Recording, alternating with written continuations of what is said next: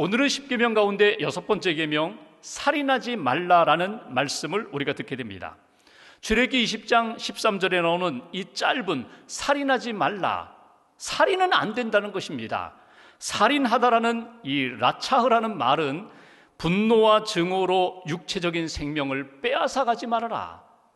너의 인격, 너의 생명이 소중한 것처럼 다른 사람의 인격, 하나님이 주신 그 형상을 짓밟지 말아라, 상실케 하지 말아라. 그것이 살인하지 말라는 그런 말씀입니다. 이 계명을 우리에게 어떻게 적용할 수가 있을까? 어떻게 그리스도인답게 하나님 앞에서 생명을 사랑하고 생명을 지키며 생명을 살리는 삶을 살 수 있을까? 여기 그리스도인이기 때문에 살인하지 말라, 여기에서 우리에게 주시는 하나님의 명령, 교훈은 무엇일까? 첫 번째로 육체적인 살인에 대해서 생각하면서 하나님이 우리에게 주시는 메시지가 있습니다. 생명을 살인하지 말라. 특별히 육체적인 생명을 소중히 여기고 육체적인 생명을 가볍게 여기면서 살인하지 말라는 그런 교훈입니다. 이 계명의 핵심은 인간의 생명은 하나님께 속해 있다, 하나님이 주신 생명이라는 것입니다. 생명을 손상시켜서는 안 된다는 것입니다. 생명을 지킬 수 있는 그런 인생이 되어야 한다. 여러분, 창세기 9장 6절에 하나님이 이런 말씀을 주십니다. 다른 사람의 피를 흘리면 그 사람의 피도 흘릴 것이니 이는 하나님이 자기 형상대로 사람을 지으셨습니다. 왜 우리가 내 생명을 소중히 여겨야 되고 다른 사람의 생명을 소중히 여겨야 되는가? 여러분, 생명은 하나님의 형상으로 지음받은 존재이기 때문에 여러분, 누구든지 자기 생명을 잃고 싶은 사람이 없습니다. 자기 생명을 소중히 여깁니다. 그러면 동시에 다른 사람의 생명도 내 생명을 내가 소중히 여기는 것처럼 그렇게 존중히 여기고 소중히 여기고 지켜줘야 한다는 것입니다. 예수님은 살인하지 말라는 이 계명을 조금 더 구체적으로 본질적으로 말씀해 주셨습니다. 마태복음 5장 산상수훈 말씀에 보면은 살인하지 말라, 이 계명에 대하여 예수님은 어떻게 말씀하셨는가? 5장 21절 제가 봉독합니다. 옛사람에게 말한 바 살인하지 말라, 누구든지 살인하면 심판을 받게 되리라 하였다는 것을 너희가 들었으나 10계명의 6번째 계명, 살인하지 말라라는 계명을 너희들은 잘 알고 있지, 잘 듣고 있지. 그런데 이것의 중심이 무엇인가? 22절 한 절을 같이 봉독합니다. 나는 너희에게 이르노니 형제에게 노하는 자마다 심판을 받게 되고 형제를 대하여 나가라 하는 자는 공회에 잡혀가게 되고 미련한 놈이라 하는 자는 지옥불에 들어가게 되리라. 아멘. 예수님의 해석이에요. 예수님이 설명해 주시면서 십계명에 대하여 너희가 꼭 기억할 것, 이거 놓치지 말아라. 22절 앞부분에 보시면 예수님이 이렇게 말씀하십니다. 형제에게 노하는 자마다, 분노하는 자마다 심판을 받게 된다. 그러니까 여기 분노는 일시적인 감정으로 화가 나는, 그리고 잠시 후에는 사라지는 그런 분노의 감정이 아니라 내 마음속에 분노의 감정이 일어났다가 사라지지 않고 계속 내 마음속에 붙잡아서 차곡차곡 쌓아가는 그런 분노의 감정입니다.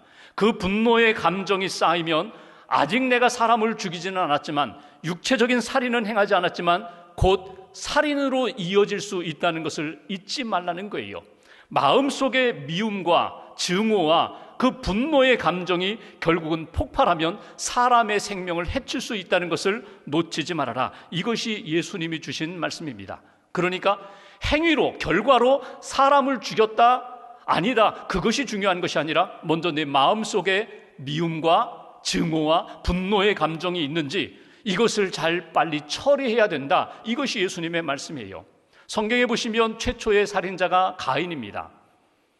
가인이 어느 날 하나님 앞에 예배를 드립니다. 동생 아벨과 예배를 드렸는데 하나님이 아벨의 제사는 받으시고 가인의 제사는 거절하셨어요.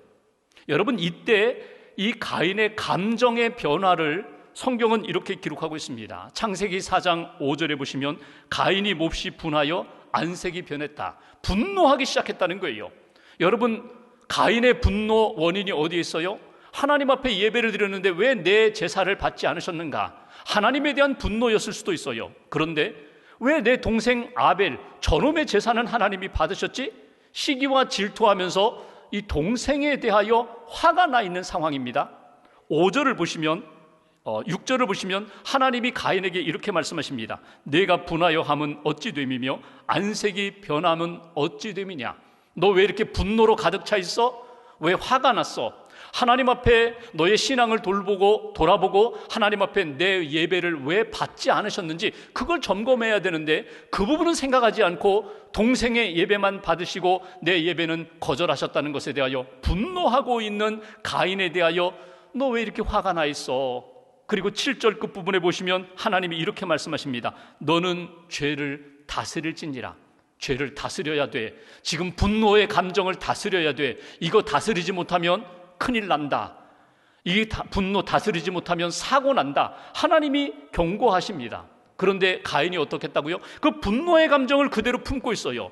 그러니까 나중에 8절에 아벨을 들로 이끌어서 결국 아벨을 쳐 죽이는 최초의 살인자로 나타나는 모습을 보게 됩니다.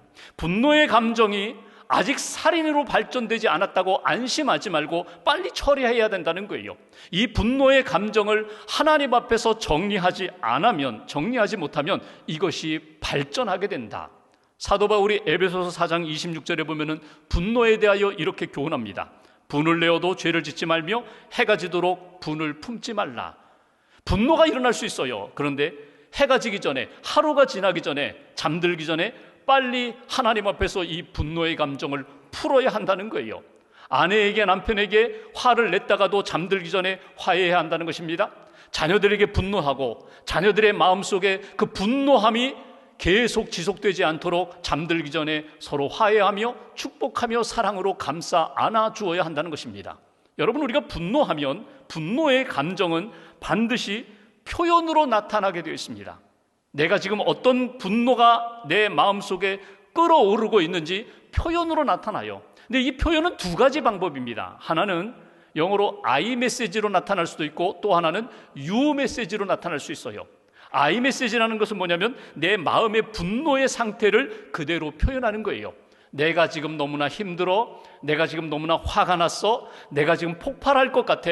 내 마음의 분노의 상태를 그대로 정직하게 표출하는 겁니다. 표현하는 것입니다. 나의 상태를 표현하는 거예요. 근데 우리가 분노의 감정을 내가 지금 화가 났어, 내가 지금 너무나 힘들어, 내가 우울해 이렇게 표현하는 것이 아니라 유 메시지로 표현을 해요. 나를 화나게 한 그 사람을 공격합니다. 당신 때문에 내가 화가 났다고, 당신 때문에 속상하다고, 당신 때문에 내가 죽고 싶다고. 그렇게 되면 그 메시지를 받는 그 상대도 역시 또 화가 나는 거예요. 하나님 앞에서 우리가 때로는 화가 나고 속상하고 정말 힘들 때 어떻게 하라고요? 하나님 앞에서 내 마음을 정직하게 표현하라는 거예요. 누구에게? 상대 골라서 그 사람에게 표현하는 것이 아니라 하나님 앞에 내 마음을 표현하라는 거예요. 다윗이 시편 62편에 이런 고백을 합니다. 백성들아 시시로 하나님께 내 마음을 토하라. 내 마음을 마치 속이 거북해서 이 속에 있는 음식물을 토해내는 것처럼 내 마음에, 내 감정의 그 불편함을, 분노의 감정을, 그 증오의 감정을 누구에게? 하나님 앞에 다 토하면 하나님께서 받아주시겠다는 거예요. 하나님께서 만져주시고 위로해 주시겠다는 거예요. 다윗은 이것을 잘했어요. 그리고 백성들에게 권면합니다. 너희들 사람에게 가서 상대를 골라서 감정을 표출하지 말고 분노를 표현하지 말고 하나님 앞에 나와 너의 감정을 표현하면 내가 받아주리라, 내가 감싸주리라, 내가 회복시켜주리라.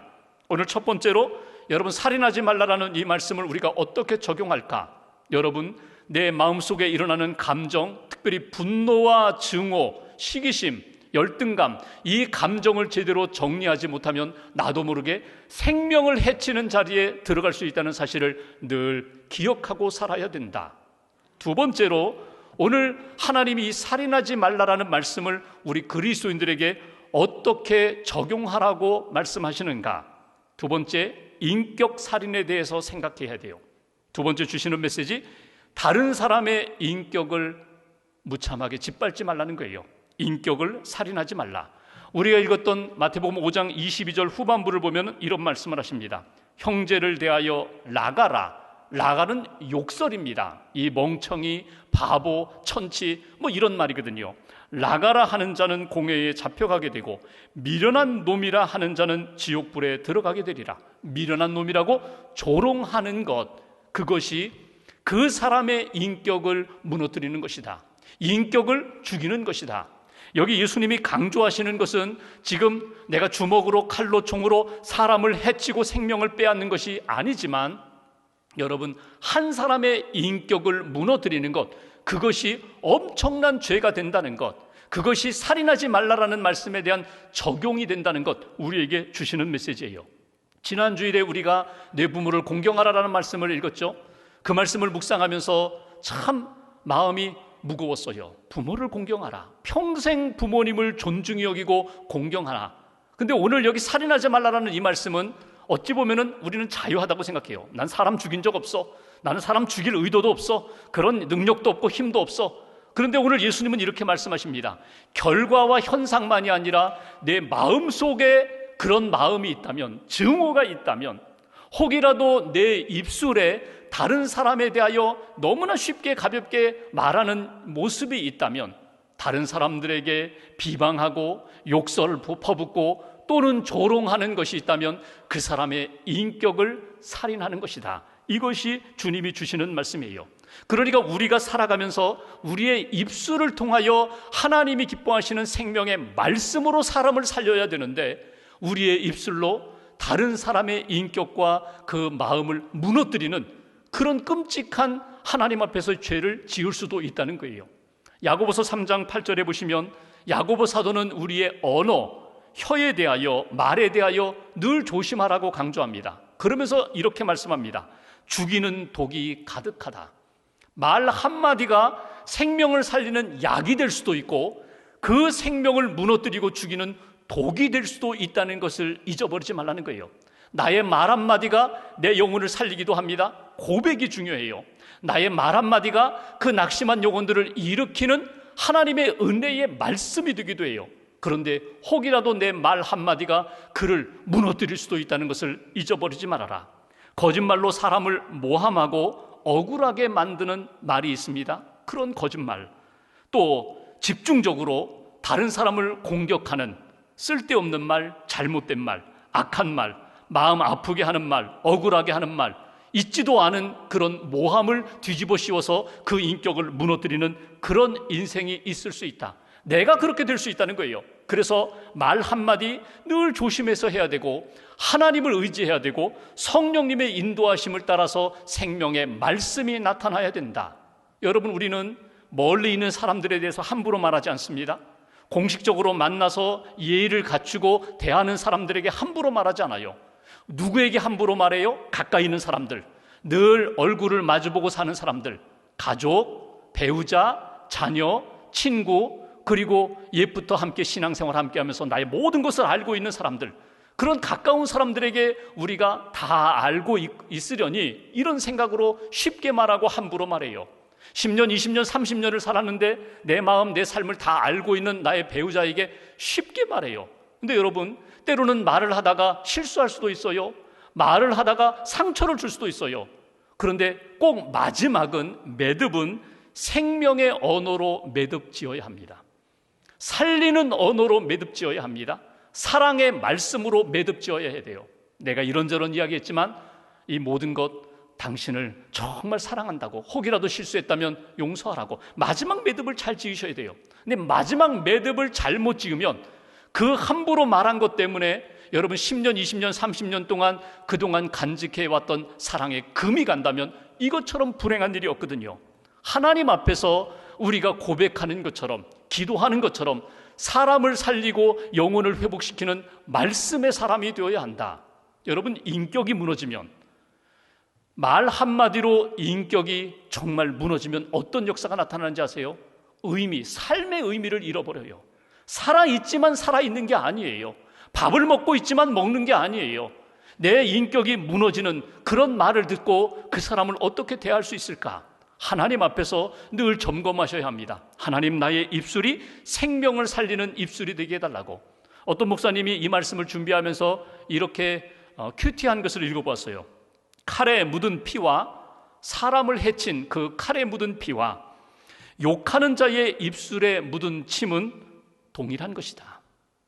사람의 생명을 해치는 칼이나 다른 사람을 비방하고 조롱하고 욕하는 그 입술, 그 입에 묻은 침이나 동일한 것이다.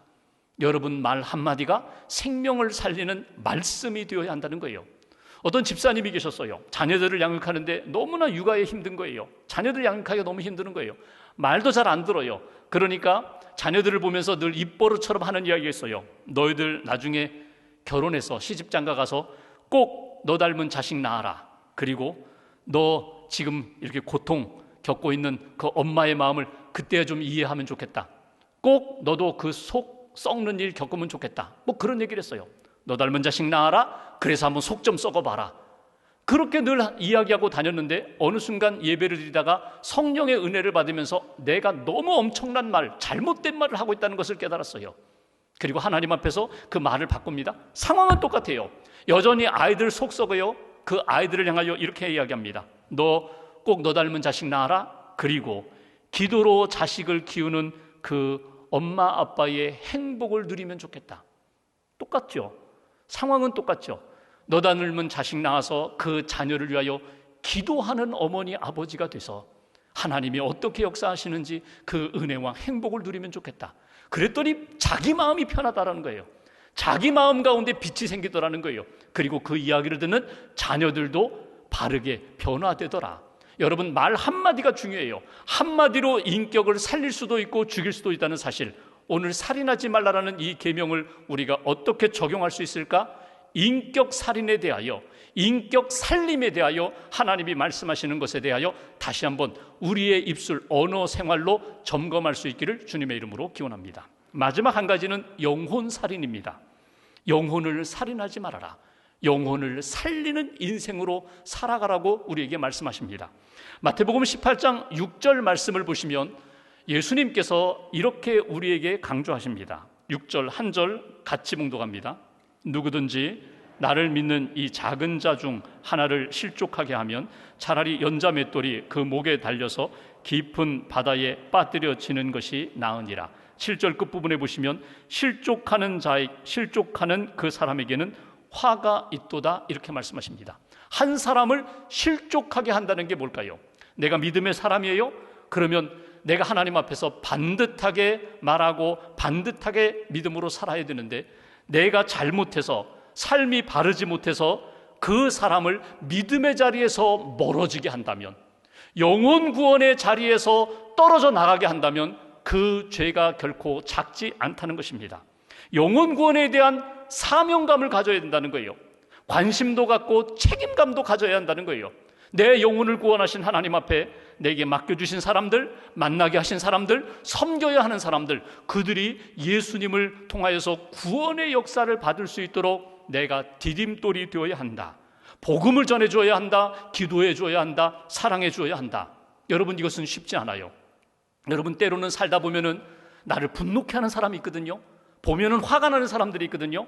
내 눈앞에서 사라지면 좋겠다, 이런 마음을 갖는 사람들이 있어요. 그러면 이 사람들을 향하여 내가 어떻게 적용할까? 그 영혼을 어떻게 살릴 수 있을까? 두 가지를 꼭 기억하십시오. 내 눈과 내 마음, 내 감정으로 보면요, 안 돼요. 그게 안 돼요. 그냥 욕이 나와요. 저 왼수 사라졌으면 좋겠다, 그냥 욕이 저절로 나와요. 근데 하나님의 마음과 눈으로 바라보면요, 그도 하나님의 사랑받는 존재예요. 아직 부족하고 허물이 많아도 하나님이 구원하시고자 하는 존재예요. 그 주님의 마음과 눈으로 바라보시라는 거예요. 그러면 내 감정으로는 안 되지만 하나님의 눈으로, 하나님의 마음으로 바라볼 때에는 하나님의 축복받아야 할 존재라는 것을 우리가 생각하게 된다는 거예요. 내 힘으로는 안 돼요. 내 능력으로는 안 돼요. 그래서 성령님의 도우심을 받습니다. 하나님, 성령님을 통하여 내 생각도 감정도 말도 행동도 성령님 다스려 주세요, 이끌어 주세요, 이끌어 주세요, 인도해 주세요. 성령님의 도우심을 받으면 성령의 능력과 은혜 가운데 감당할 수 있어요. 생명의 말을 할 수 있고 선의의 손길을 베풀 수 있고 그를 하나님이 기뻐하시는 은혜의 자리로 인도할 수 있는 하나님의 사람이 된다는 것입니다. 오늘 영혼을 살리는 인생이 되어라. 영혼을 죽이는 인생이 아니라 영혼 회복에 걸림돌이 되는 인생이 아니라 다리가 되고 디딤돌이 되는 인생이 되라고. 낮은 울타리라는 크리스찬 잡지가 있습니다. 거기에 한 은퇴하신 목사님이 자기의 목회 경험담을 소개했어요. 그분이 30대 부산에서 목회하셨습니다. 어느 날 한 성도님 생일을 맞이하여서 축하, 감사 예배를 요청했어요. 그래서 권사님들, 집사님들을 모시고 이제 차를 타고 그 댁을 이렇게 가게 됩니다. 이른 아침이에요. 차를 탔는데 내리면서 그때는 이제 안내양이 있던 시절, 안내양이 요금 주세요. 그러니까 요금을 내야 되는데 한 이제 여자 권사님, 연로하신 권사님이 오늘 내가 차비는 내가 내겠다고 하면서 이제 돈을 찾는데 속곳에 이렇게 꿰매어 놓았던 비자금, 이 아주 비자금 비밀 이 돈을 꺼냈어요. 근데 시간이 자꾸 지체되니까 안내양이 빨리 바쁜데 왜 자꾸 돈을 늦게 주냐고. 돈을 꺼냈는데 그 비상금이 이 고액권이거든요. 그러니까 또 안내양이 뭐라고 그러는 거예요. 아니 지금 잔돈이 없는데 왜 이런 고액권을 나에게 주냐고, 다른 사람 돈 없냐고. 그랬더니 목사님이 지켜보다가 주머니에서 이제 잔돈으로 계산을 했습니다. 그러면서 이제 차에서 내리면서 목사님이 안내양에게 한마디 툭 던졌어요. 너는 할머니도 없냐? 그리고 호통치면서 그 차에서 내렸어요. 그리고 이제 그 무리가 이제 신방 예배드리러 가는 그 무리가 이제 골목으로 들어서는데 여자 젊은 집사님이 목사님에게 따라붙었어요. 그리고 목사님에게 살며시 이렇게 말을 전합니다. 목사님, 조금 전에 화를 너무 크게 내셨어요. 너무 화를 내셨어요. 그렇게 무서운 얼굴을 보니까 목사님 같지 않아요. 얼굴이 빨개졌어요. 목사님이 내가 오늘 실수했구나. 큰 실수를 했구나. 그런데 이어서 계속 집사님이 이렇게 말을 합니다. 목사님, 어찌 그리 인정머리가 없으세요? 목사님, 그 안내양 새벽부터 밤늦게까지 그렇게 일하는데 목사님이 이해해 주셔야죠. 그렇게 말씀하시면 어떡해요?